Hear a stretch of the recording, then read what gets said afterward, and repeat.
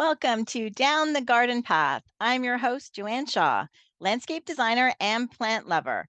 I enjoy discussing down to earth tips and advice to help you seasonally manage your garden and landscape. And I also aim to bring you interesting and relevant topics to educate you all about the landscaping and horticultural industry.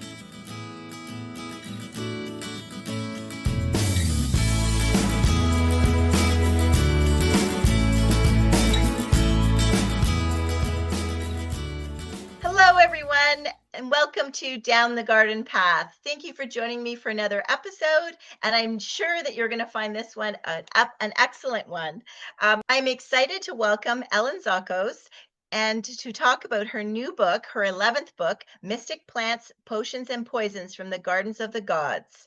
Ellen is a Harvard graduate and the author of 11 books about plants. Ellen's first career was on Broadway, Les Mis, but the gift of Peace Lily on opening night opened her eyes to the wonderful world of plants. Ellen taught at the New York Botanical Garden for many years and served as coordinator of the gardening department in continuing ed before moving to Santa Fe, New Mexico. Ellen was named Great American Gardener by the Epcot Flower and Garden Festival. Welcome to the show, Ellen. Thank you for having me, Joanne. I'm happy to be here. And congratulations on 11 books.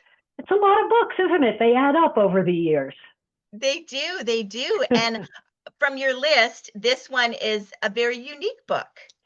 It is. It's a little different. It's actually something I've wanted to write for like 20 years.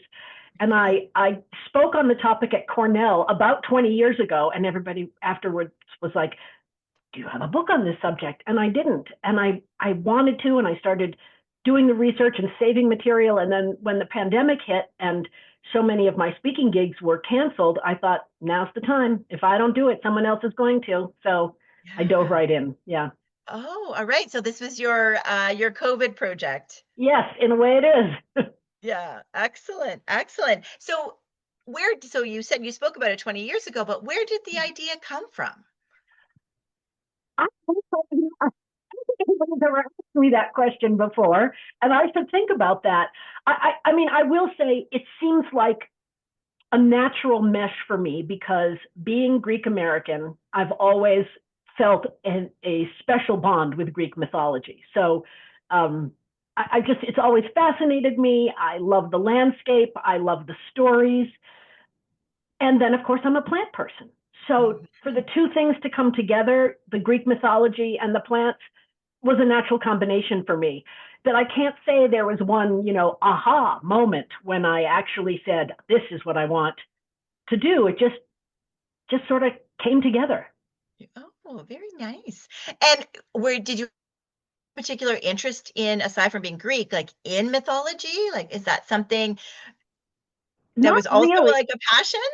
I started reading Greek mythology when I was a kid. We all read those shortened versions of the stories. Yes. And some people have asked me since Mythic Plants came out, oh, are you going to write something about Norse mythology or Indian mythology? And I'm really not. I've read some of them and I like the stories, but the Greek mythology is what's in my heart. So it's not really mythology in general. It's the Greekness of it that I love. That is very interesting. And your research. So how many history books did you need to read? Oh, a lot. And I was a little disappointed that we couldn't include all the citations in Mythic Plants, although I understood it because it would have been there's over 300 citations. There would have been many, many more pages. But I did make sure that on the website, mythicplants.com, all of the citations are there. So if you were reading the book and you said, well, she said that Homer said this, but I don't remember that. You could go to the website and you could find exactly the passage. And I think that's very important because history is there for those who want to check on it. And if you're not interested, if you're just interested in the stories and the plants, you can go ahead and read it just for that. But if you want to dig a little deeper, I wanted to make sure that I gave people that option. Oh, that's great.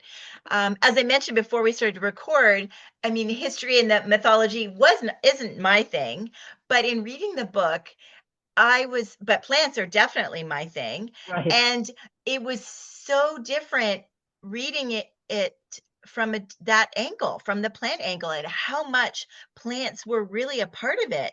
Where, when we had to read it in school, it was all so different, and it didn't, the plants were just, I don't know, descriptives, and No, they were incidental to most people. But if yeah, you're a plant person and you start reading these stories, you're like, you gradually realize, hey, there's a lot of plants in these stories. And I think part of that was, I mean, when you think about it, especially herbalists today, I think would tell you this, although I myself am not an herbalist, plants were all they had. I mean, there were no chemical labs. There was no kind of research in that respect. yeah, But people really did have a lot of information on how plants could be used. And in Mythic Plants, there are a lot of stories where plants are used in ways that are very similar to how they're still used today. Now, obviously, some of them are used in different ways, some of the more mhm. magical applications.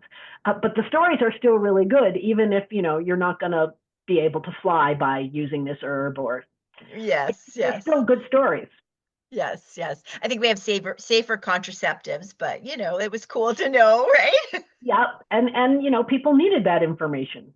Yes, yes. And I mean, there were so many to mention, but I pulled a few out that I wanted to kind of just see what your thoughts were. So I don't know Hmm. if I'm going to pronounce it correctly, as far as the poppy goes. Or nepenthe, Well, I would say Nepenthe, nepenthe. Okay, okay. and And yeah, and so tell me about that, because I thought that was interesting.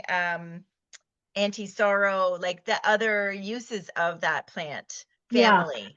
Well, first of all, I want to say that you might be familiar with Nepenthe as a tropical pitcher plant. It's a house plant, a greenhouse plant, really cool Mhm. looking. But that's not the Nepenthe from Homer. In Homer, Nepenthe was a drink that Helen of Troy prepared when she was back in Greece after the war was over, and Odysseus' son Telemachus came looking for him because it took Odysseus 10 years to get home from the Trojan War, and people were really worried. They didn't know if he was dead or alive. So Telemachus went to visit Helen of Troy and her husband Menelaus to find out if they knew, was Odysseus still alive? Did they have any news of him? And they sat around the table, and they just were thinking about all of the friends and heroes that had been killed and all the people they had lost. And they were so sad, and they cried, and they just couldn't stop feeling like that. So Mhm. Helen made this concoction, and most people now believe that it was a combination of wine and the opium poppy and several other ingredients, and they called it the anti-sorrow. And it made people, there's a wonderful quote which I can't recite from memory, but it basically says, even if your mother died, even if your father died, even if you lost your best friend, a sip of this drink would make you calm, would make you forget those sorrows, even if it's just temporary. um, and I'm sure there's times when we all wish we could have had a sip of Nepenthe, but I don't have Yeah. the exact formula, just those two ingredients. Yes. And I think that was interesting because, about the pitcher plant too, because, and Carl Linnaeus, like when he was naming all the plants, that's a Mm-hmm. whole other podcast to to explain to everybody who Carl Linnaeus was, and the naming and the botanical, but all the botanical names, right, really come back to him. And that the fact that he actually used that term for a completely different plant family. Yeah, and an interesting reason, the quote is attributed to him saying he named it after that because he thought it was. First of all, of course, he would have had a classical education back in that Yes. day, so he would have read Homer and he would have been familiar with that name, and he thought that the pitcher plant was so amazing, was so wonderful that um, seeing it would make you forget everything you were sad about. So it was kind of a tribute to that. It's a little bit of a stretch, I think, but Yeah. Yeah. that's the story. Yes. Well, because there are so many amazing plants, right? Like, so it's Yes, kind of interesting. Like, and on the list, as amazing as pitcher plants are, I right. think they're almost like fascinating. Yeah, yeah. So I don't know. It's like of all the things, right? To Hmm. name it, because the opium poppy, like the botanical name, is not. what it was in the book, right? Like No, Nepenthe. no, It's not Nepenthe. no, it's Papaver somniferum, Yes. which is, Papaver is the genus for poppies, and somniferum indicates that it would make you sleepy. So, Oh, okay. yeah. Okay. That's good. Do you have a favorite plant or a favorite I mean it must be hard because you do cover a lot in the book and I love the different categories. So Yeah. I yeah. have, there's so many that I love, but I think my favorite story is about Molly. And that is a plant, again, it's out of the Odyssey, but did you ever read Circe when it came out? It was a really great and a bestseller in the United States. It was about Circe, who is known as a witch, but in this book, she's really the heroine, and she's more of an herbalist. So Okay. many of your listeners may be familiar with the plant Molly from that book. But the idea is that when Odysseus was on his way home from the Trojan War, he came to Circe's island and he sent all his men out, go explore, see what you can find out. We don't know what's here. And they didn't come back to the ship, and he got to be concerned. So he went looking for them. And Hermes, who was on Odysseus' side, the gods all took sides. Hermes came down and intercepted Odysseus before he could get to Circe's house. And he said, before you get there, I just want you to know she's a sorceress and she's turned all your men into pigs. And the same fate awaits you unless you listen to me. And he showed Odysseus this plant and he said, this is a plant that's very hard for humans to find, but gods can do everything. And he says it's got a black root and a white flower. And if you consume this, it will protect you. And the thing that's so fascinating about that for me is for years, people argued about what this plant was. And now people are pretty sure, and I am 100% convinced that it's the snowdrop. Oh. For a couple of reasons. It's got the right physical description. It's got a black bulbous root. It's got a white flower. And in fact, galanthus, the Latin name for snowdrop, gala, that means milk in Greek. So it's the milk white flower. But the thing that's so cool about it is Homer's very specific. He's like, this is difficult for men to find. Well, do you grow snowdrops in your garden? I don't know. Well, I always did when I lived on the East Coast, and they go dormant. It's a spring ephemeral. So Right. if you're out looking for snowdrops in August or September, you're not going to find them. But a God Mm, who knows everything would know where that was underground, right? So that's tech right. number one. That's really cool to me. And the other thing that's so cool to me is that if Circe were an accomplished herbalist, she would know how to feed Odysseus's men something that gave them hallucinations. I mean, would she really be able to turn them into pigs? My guess is no. But Yeah. could she make them think they were animals because she gave them some powerful combination of drugs? Perhaps. And what Hmm. modern research has shown is that snowdrops contain a chemical called galanthamine, which can counteract those kinds of hallucinations. So I love the idea that Circe could have actually given these men some kind of herbal concoction to make them hallucinate, and that consuming the snowdrop would have been the antidote to that. Now, that's kind of sciencey, and in fact, scientists are investigating this galanthus these days as an anti-Alzheimer medicine. But Oh. back then, some of its chemical properties were probably known, and I think that's why and how the plant worked its way into the story. And to me, that's just like so interesting. So fascinating. So Mm. yeah, so for something again that wasn't necessarily my forte, I really was drawn to it by reading the book because of reading it from the plant perspective. Mm-hmm. I found that just so fascinating. And so it's the holidays are coming soon, and it's a perfect time to release a new book. And this is definitely a great one for a gift list, isn't it? It And is. Yeah. yeah. I think people who are interested in plants will like it. Greek mythology is super popular right now. I think it's a good book for them. It's a good book for people interested in history, who are interested in travel. And the thing about the way it's set up is each plant has a short chapter. It's like 3 or 4 pages. I don't know about you. Sometimes I have time to read during the middle of the day, and I love that, being able to read a big chunk.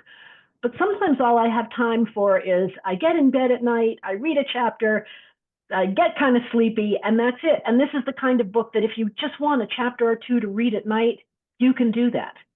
So Mhm. I'm hoping that people will approach it in a lot of different ways. Yeah, yeah. I agree. I think I've kind of switched to audiobooks for that very reason, right? Because you really get into something and then I fall asleep quicker if I'm reading. And I Yeah. did feel that about the book and the way the chapters were and the different plants, how you group them together. I Hmm. thought was really good. And also like I said, just tying the history in. I think of my next one I thought of was figs.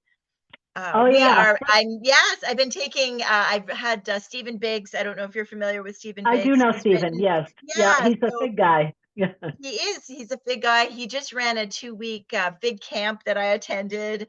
I Nice. had 12 more figs on my fig tree this year in Toronto, like east of Toronto in Ontario, Canada, and really looking to grow more. And I'm close to Stephen as well, geography wise. So I'm Hmm. hoping to pick up a couple of other fig trees to try. And I've been, just raving about them to neighbors and things. So I'm been really fascinated in fig world. And then when I read about the figs and the law of figs and Yeah. how valuable they were, and They that, were they were so yeah, valuable because we don't think about it these days. We have refrigerators, we have pressure canners, we have multiple ways to save food for times when we might need them. But for the ancient Greeks, having something like a fig, which could be eaten fresh or dried, was really important. So they did. They had special laws about who could harvest figs, and if you harvested somebody else's figs, how much you had to pay and how you would be punished. And they also were so smart because today, and you might have covered this in your class with Steve, I don't know, but today a lot of figs are self-fertile and do not require any kind of complicated pollination. But the figs that were grown in ancient Greece required a very complicated form of what's oh, called yeah, caprification. But and how they ever figured that out, I just can't even imagine. But they did, and the figs were incredibly important to the Greeks. And there were also some rather, shall I say, saucy stories about figs. I won't okay. say any more. Maybe that will pique someone's interest. But there are Oh, some saucy stories about figs, which are in the book. interesting, interesting. Mhm. And I never thought about that. Yeah, because we just take it for granted now that they are kind of self-pollinating, but yeah, Mhm. that would not have been the case. And yeah, how they would have figured that out. I Yeah, don't see, know, they but I kudos. know, I know. Well, yeah.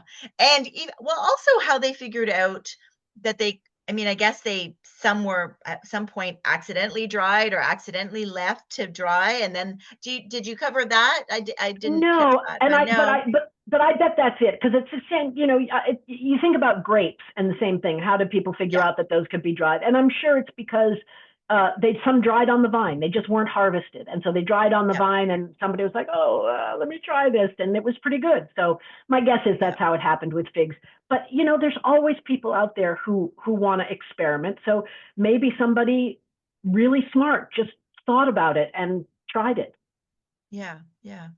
Yeah. Yeah, especially after, grapes were so popular, right? And wine and beer, like so many of the things. And I think that would be something that, many of us who, took a bit of Greek mythology in high school, again, we were looking at, who knows what the teacher was teaching, right? And what their goal was. But I'm told it wasn't the plants. Right. So I feel like, we all know a little bit, but not a lot, depending on what your degree was in. But to see it all change, like the whole perspective for me changed because of the plants. And I was very familiar, with most of them, really. There were some Mhm. exceptions, but so yeah, so to think that we're growing things in our gardens that were, they were growing, Yeah. I think it, you could probably make an argument for someone to plant an entire mythological garden, depending on mhm, where they were. You could grow a lot of these plants today, and that would be pretty interesting. yes, yes. Very, very interesting.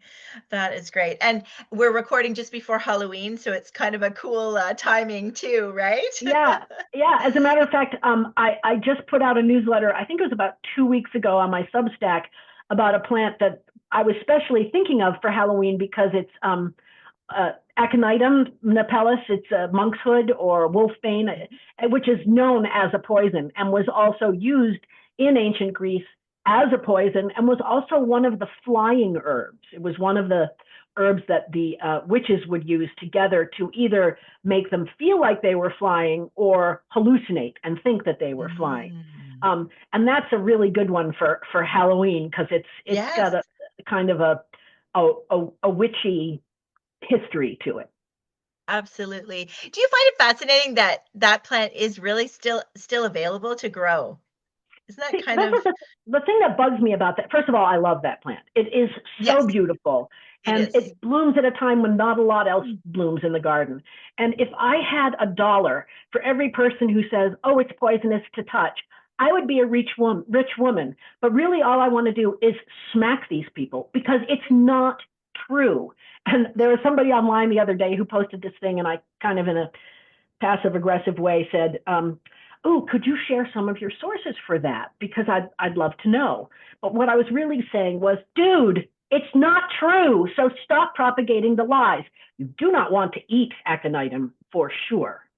Don't consume it. But you can totally touch it. You can touch it, you can cut it, you Yeah. can weed it, you can cut it back. It's not toxic to touch. And I really wish that I had a program called Plant Mythbusters or something, because to Yes, see a beautiful plant like that insulted or disrespected in a way that it does not deserve just, bugs me. yes. Go Well, ahead, I plant have to aconitum. It's a great plant. okay, well, then maybe I will add it to my garden. I don't know. Yeah. I mean, who go and that happens a lot. There are I mean, I think that is the most potent one, but there Mm, are other, digitalis, there's other plants that are poisonous. But who's and I see that in like the different gardening groups. I think I can remember golden, is it golden chain tree? Uh, I'm you not know, sure. I know the plant, but I've never heard yes, anything about its toxicity. yes, well, apparently, I saw that in, and it's not super hardy. It's kind of, it is a beautiful tree if you can get it, like plant to get it to grow well, but it's not that common.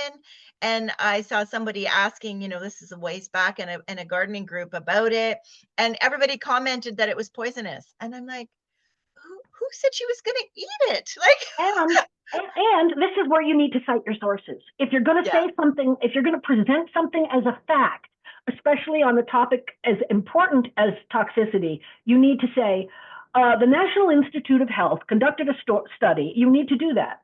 And let's face mhm, it, there are a lot of plants that would you eat a daffodil? I would hope not, because it would make you very, very sick. That is toxic to eat, yes. but not to touch. And people aren't afraid of it. But start a nasty rumor about a plant, and Yeah. Yeah, so that tends to be, yeah, something that's very common where people have these strong opinions. And same with children and or it's toxic to dogs or it's toxic to cats. And it's like, when was the last time your cat ate some? I mean, I know there are some cat pets that do eat plants and stuff, mm-hmm.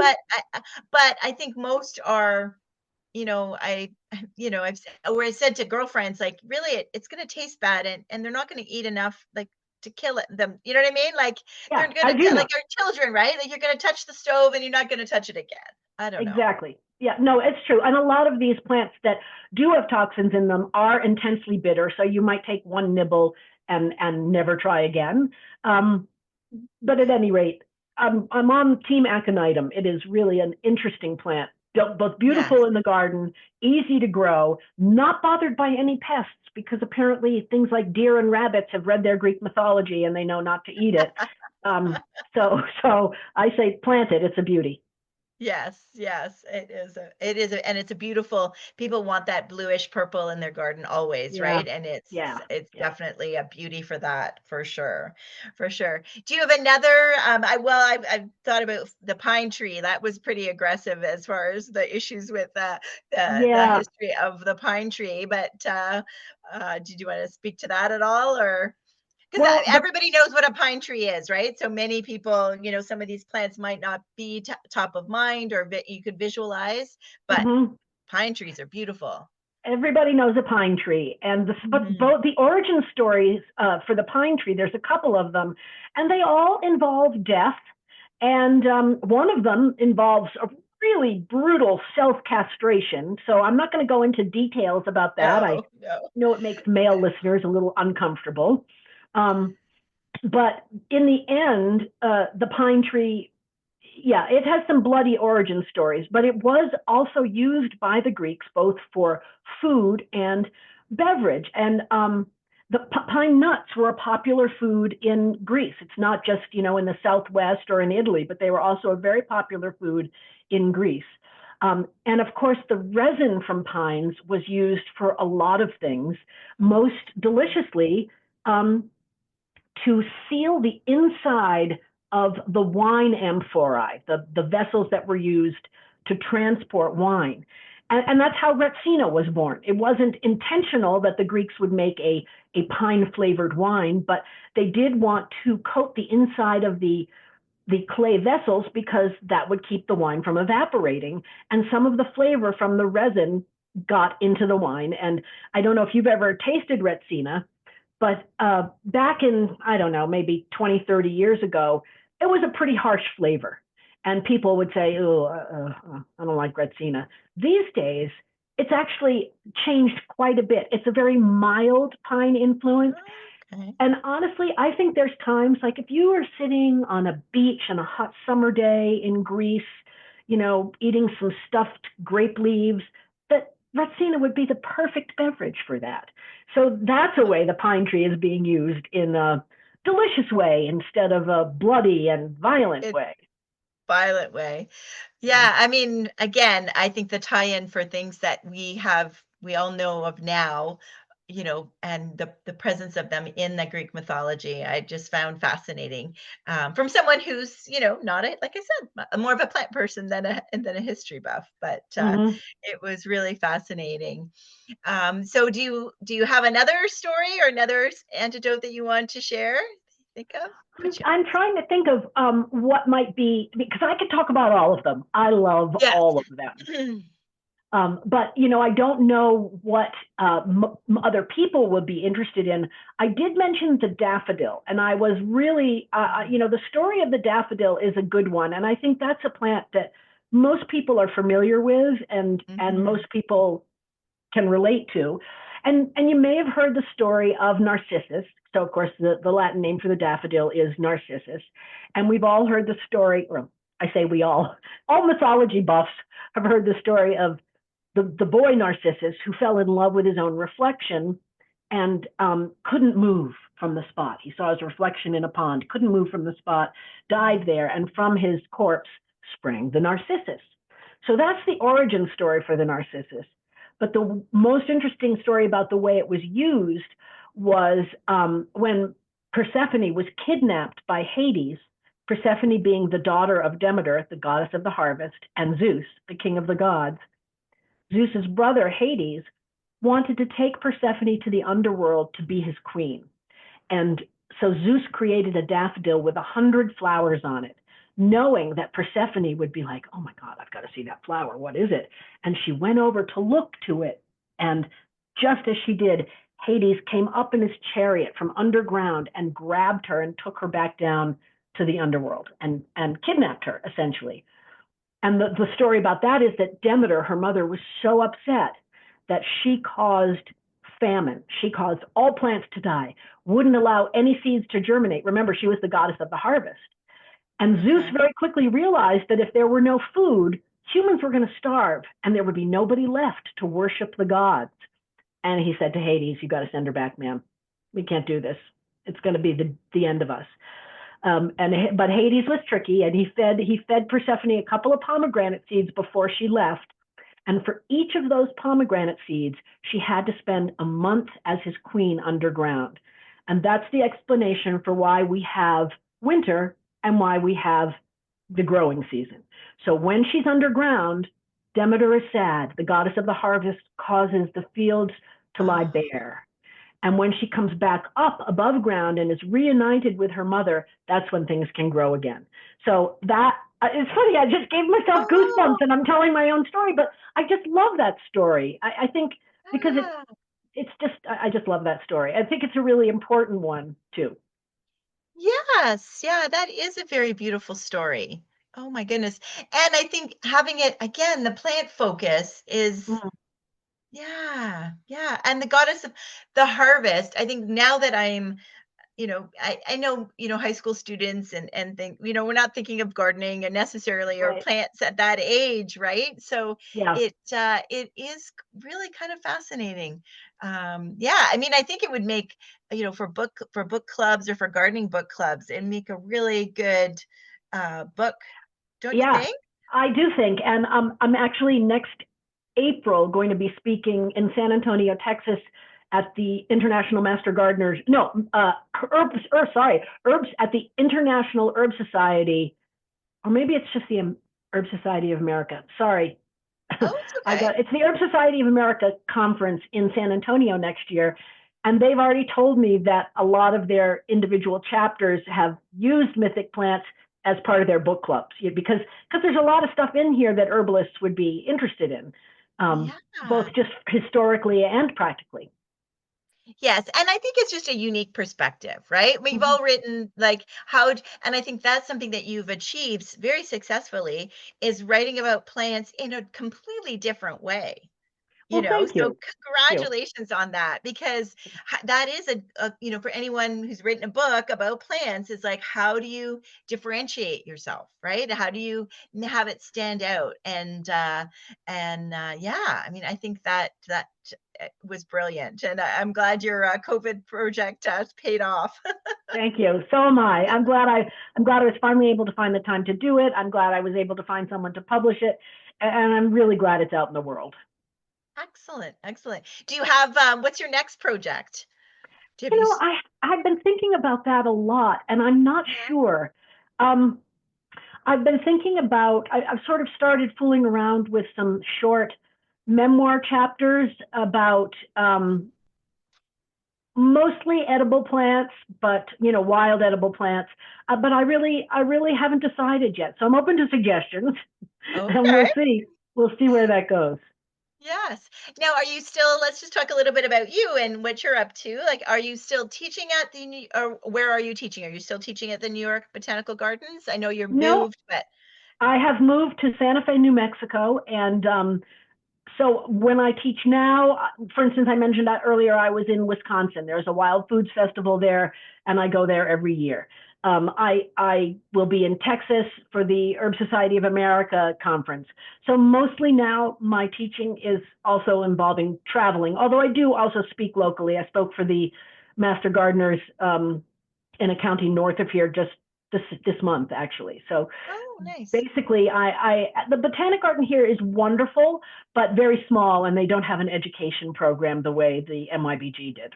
Oh, yeah, yeah, for sure. Mm-hmm. Was it a big adjustment in plants moving from New York Oh to yeah, yeah. that? I mean, I used to be in New York where we have about, I think the average rainfall is something like 45 inches a year, and here we're lucky if we get 14. So the plant palette is very different. There are some things that grow well in both places. I was astonished at how well crab apples grow here. They do great.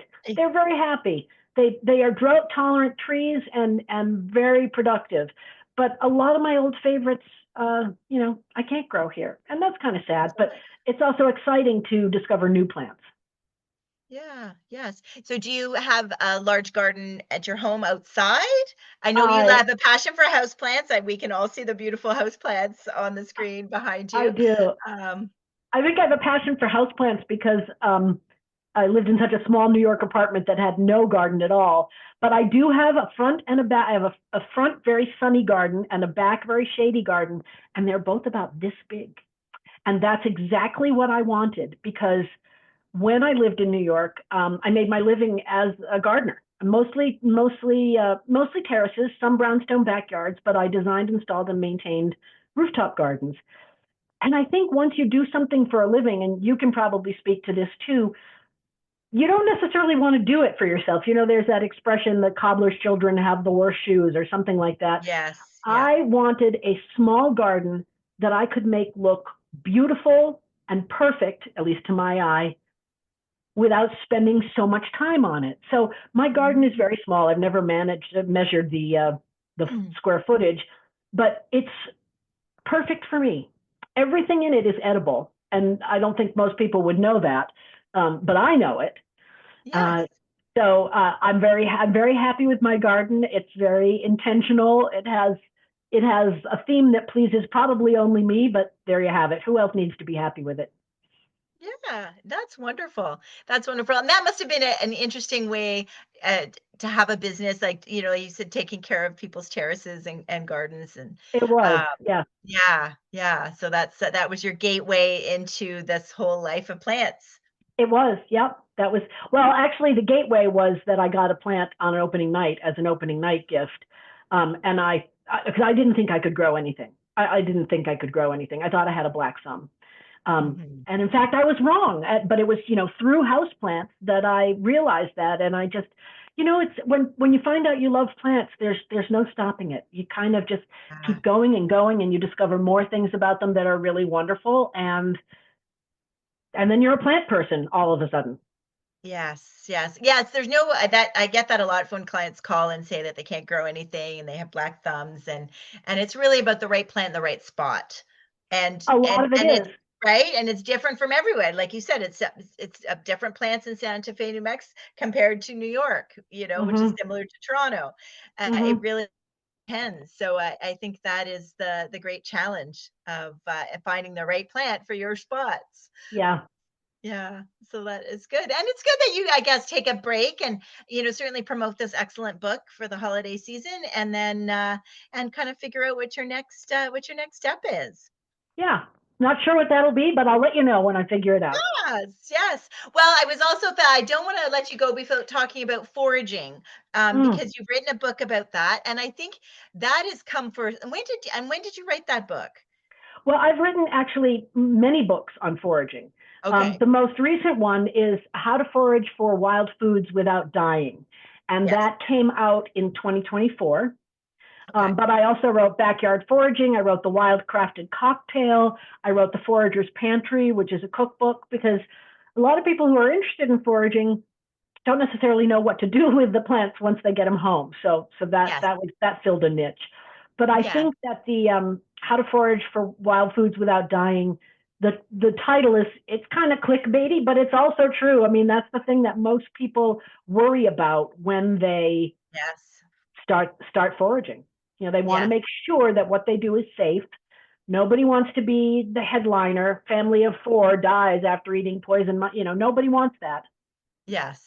Yeah, and not even I mean, sick even, right? Yeah. Like, death is, like, pretty extreme. So Yeah. well, a shout out to that book because I feel like that is I think going to become popular, even more popular than it has been. I think there's, getting back to nature and food, that movement, Yep. of us with food scarcity happening in much of the world and even North America and things, I think growing our own food and learning about what grows in nature that we can consume, I think is a cool thing. So I'm excited just to chat about that, but know that that is available if anybody's interested. But definitely I'm excited for you with Mythic Plants and the fact that I think it makes a great gift for both gardeners in your life as well as history buffs in your life, big growers. We can promote it to like any of those different Hmm. exclusive even plant groups, right? And I want to show you something, because Sure. people hear us talking about it, but the fact is the illustrations, which I had nothing to do with, are Mm. gorgeous. I'm not sure. There we go. There, that's Yes. what's. Look at this woman, Liesel Ashlock. She did such beautiful in illustrations, and I think that really adds to it. Yes, And I it have does. no artistic talent whatsoever, so much praise to Liesel. And I do want to say, before we wrap things up, um, Sure. you can find this book pretty much everywhere. It's on Okay, good. Amazon, but for people who don't want to order from Amazon, you can find it at other places online. And if you go to mythicplants.com, you will be able to see where you can order the book. There's Excellent. many choices there. Perfect, perfect. Yeah. And so I was going to ask you about your website and where to buy the book. So there you Yeah. go. We've got Yeah. all of that done. So yeah, I think that's great, and that the book gets its own website is even better, right? Well, I wanted, like I said, there were no room for citations in the book, but I felt like it was important to make them available if anybody was interested, and that was why I originally started the website. But also, you can order the book there, and I have a bunch of presentations that I do based on the book, and they're all listed there as well with descriptions. For some people, in fact, I just did one called "Forage and Feast," like the ancient Greeks, which combines the idea of wild foods that we think of as being really unusual today, but that were used as just, they weren't called wild foods by the ancient Greeks. They were just food. So Mm. there's a lot of different ways to approach the material for, what, depending on what you're interested in. Excellent. Well, thank you so much for joining me here on Down the Garden Path and talking about your new book. And I think it would make a great gift for anybody who is interested in plants as well as interested in Greek mythology or any type of history, right? So it's been a great time getting to know it and getting to read your book, and lovely to meet you as well. So I'm sure everybody else and all your information will be in our show notes, Okay. so people can find out more information there. And so I just wanted to thank you for joining me here on Down the Garden Path. Best of luck with the book. Thank you. Thank you so much for having me, Joanne. I really appreciate it. You're welcome. Well, there you go, everyone. Thank you for, like I said, for joining me on Down the Garden Path. And until next time, we'll speak with you soon.